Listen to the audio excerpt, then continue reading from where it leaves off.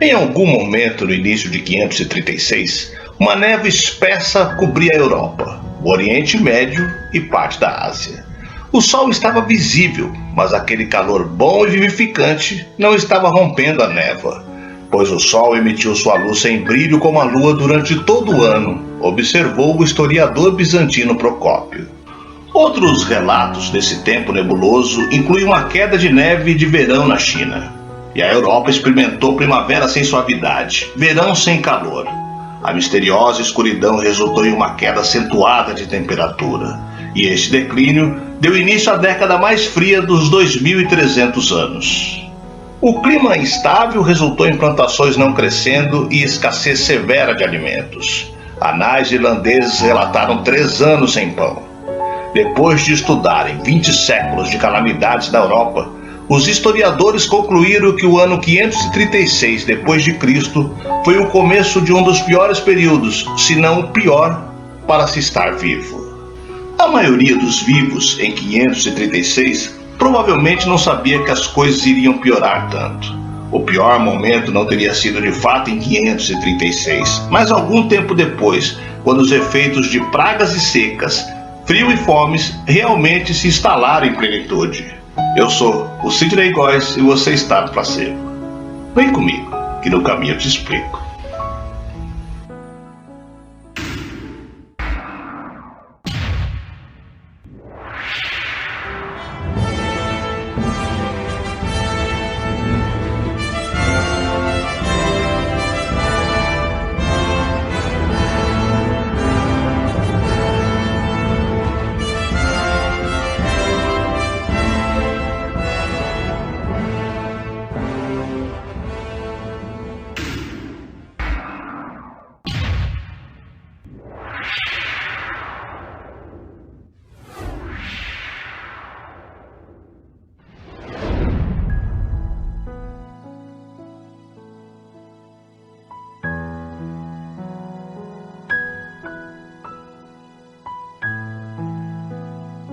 De um dia para o outro, o mundo acordou escuro e frio.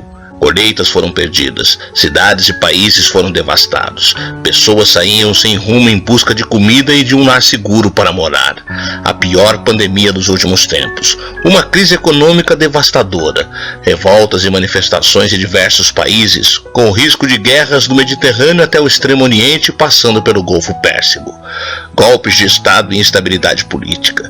Migrações forçadas e crise climática, com secas severas generalizadas alternadas por inundações intermitentes. Essa descrição poderia ser perfeita para 2020, 2021, 2022, que ainda nem terminou e já é taxado por alguns de nós como os piores anos da história. Um título, aliás, que compete com muitos outros anos ruins que tivemos ao longo do tempo. Entre eles, 1349, quando a peste negra varreu metade da população da Europa. 1918, quando a gripe espanhola matou de 50 a 100 milhões de pessoas. E de 1939 a 1945, quando a Segunda Guerra Mundial e o Holocausto exterminaram mais de 60 milhões de seres humanos. Mas, segundo pesquisas recentes, o ano de 536 d.C., este sim, teria sido o pior ano da história. Para Michael McCormick, arqueólogo especialista em história medieval e professor da Universidade de Harvard, 536 não foi somente os piores 12 meses para a humanidade, mas o início de um dos piores períodos para estar vivo. Naquele ano, uma névoa misteriosa escureceu o céu da Europa, do Oriente Médio e partes da Ásia, tornando impossível distinguir o dia da noite por 18 longos meses. O sol emitia sua luz sem brilho, como a lua, durante todo o ano, escreveu o historiador bizantino Procópio de Cesareia, testemunha ocular daquele momento turbulento. Procópio também deixou documentado como o sol parecia estar constantemente em eclipse e que durante esse tempo os homens não estavam livres da guerra, nem da peste, nem de qualquer outra coisa que levasse à morte, referindo-se à extensa e dramática Guerra Gótica, um conflito entre o Império Romano do Oriente e o Reino Ostrogótico, que devastou a Península Itálica, Dalmácia, Sicília e Sardenha. Com início em 535, a guerra só terminou em 553, aniquilando as regiões entre as mais férteis, povoadas e civilizadas do mundo antigo. e Procópio, que estavam junto às tropas romanas como secretário do comandante Flávio Belisário, descreveu os horrores que as populações sofreram e as devastações como a destruição de Florença e Roma. A misteriosa névoa do relato também foi documentada pelo senador romano Flávio Magno Aurélio Cassiodoro, que além de descrever um sol azul e sem sombras, afirmou que as estações do ano pararam de existir, dando a impressão de que era o fim do mundo. Ficamos maravilhados por não ver nenhuma sombra de nossos corpos ao meio-dia, registrou o político romano na época. Outras fontes do Mediterrâneo também mencionam uma nuvem ou véu de poeira que escureceu a terra por volta de 536. Entre elas estão os contos de Miguel, o Sírio, o escriba bizantino. Naquele ano, mesmo no verão, a temperatura caiu drasticamente entre 1 e 2 graus Celsius, iniciando a década mais fria dos últimos milênios. Não à toa, muitos historiadores chamam essa época de Pequena Idade do Gelo Antiga. Com isso, as colheitas da estação quente foram perdidas e uma gigantesca carestia se iniciou, matando inúmeras pessoas de fome e servindo de inspiração para os Anais de Uster, crônicas irlandesas medievais que afirmam a falta de pão entre os anos 536 a 539. Estudos sobre os anéis de árvores ultracentenárias realizados a partir de 1990 mostram como esses verões foram excepcionalmente frios, limitando o crescimento das plantas, da vegetação e, consequentemente, da comida. Por isso, muitos povos começaram a migrar, um tempo em que as migrações significavam o deslocamento de uma nação inteira, de um lugar para o outro. Quanto ao destino já tinha um povo estabelecido, a guerra era inevitável. Foi o que ocorreu, por exemplo, com os ávaros, uma população que fugiu da seca iniciada em 536 da região da Mongólia e chegou à Europa Ocidental, conquistando a enorme Panônia, território que hoje corresponde à Hungria, Sérvia e Romênia. Os povos locais, no caso, foram massacrados ou forçados a ir embora, como os longobardos, que invadiram a Itália e ocuparam a península, após ganhar sangrentos confrontos com os bizantinos, enfraquecidos pela carestia e pela epidemia. A ascensão do Islã e a expansão das tribos turcas na atual Anatólia também tiveram como ponto de partida a devastação de 536. Mas as mudanças do clima, carestias e guerras não se limitaram ao Mediterrâneo e à Europa.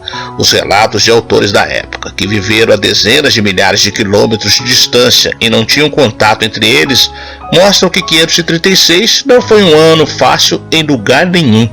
Efeitos catastróficos ocorreram também na Índia, onde o Império Gupta viu seu fim, antes dos eventos de 536. O poder já estava em declínio por causa da invasão dos Heftalitas, que, embora tenham sido expulsos pelo Guptas, o Império não conseguiu se recuperar a tempo antes de a fome chegar. Isso, somado ao declínio da autoridade central, levou ao seu colapso 7 anos depois. Relatórios adicionais de geadas e neve na Mesopotâmia também apareceram durante o verão de 536, e o inverno foi tão severo que, devido à grande e indesejada quantidade de neve, os pássaros morreram.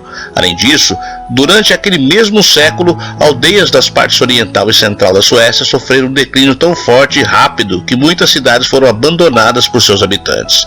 A razão para essa desertificação permanece um tanto obscura entre os pesquisadores, mas o véu da poeira de 536 e a escassez de comida subsequente certamente influenciaram na decisão das populações escandinavas, que começaram a atacar seus vizinhos na busca por comida. Expedições arqueológicas recentes mostram que o abandono das aldeias aconteceu devido a incêndios em casas e fazendas, o que confirmaria esse êxodo forçado por guerras e infertilidade dos terrenos.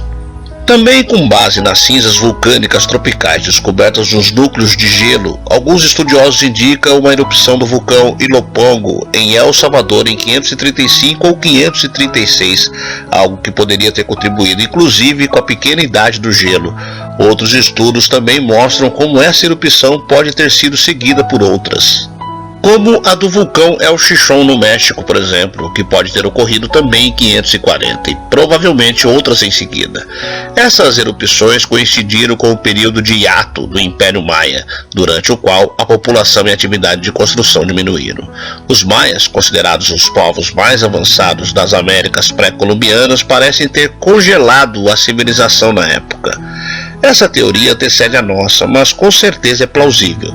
Sabemos que há períodos na história, mesmo recente, em que ocorreram atividades vulcânicas mais fortes. É o caso, por exemplo, dos vulcões Tambora e Krakatoa no Pacífico, que também foram tão fortes que provocaram anos sem verão no mundo inteiro, contribuindo evidentemente para convulsões sociais da época. No caso dos maias, a partir dos anos 1930, os arqueólogos começaram a perceber uma estranha lacuna em monumentos maias datados. Por mais de 100 anos, essa civilização interrompeu inexplicavelmente os projetos de construção, aparentemente abandonando algumas áreas até então ocupadas.